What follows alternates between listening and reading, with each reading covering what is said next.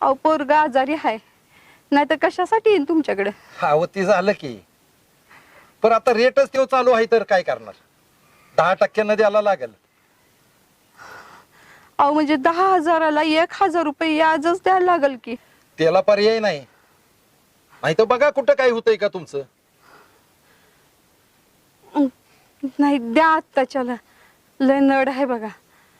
पोरग दवाखान्यात आहे, पैशापायी त्याचा जीव जाया नको. ठीक आहे, सकाळनं या, पैसे काढून ठेवतो, सकाळनं देतो.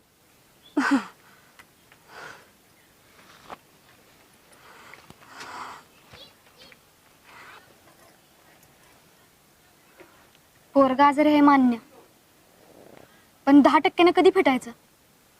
आणि जरा आडीनडीला पैसे बाजूला ठेवत जावा ना. पदराला किती बी पैसे बांधून ठेवलं, दवाखाना एकदा माग लागला की पैसे संपतात पुरे. खरंय ते बी.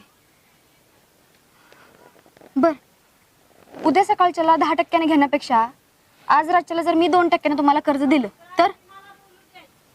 अगं हे बेस आहे की, त्यात तू बाई माणूस, मला कसलंच भ्यान आहे. आता आपणच आपल्यासाठी उभं राहायला पाहिजे.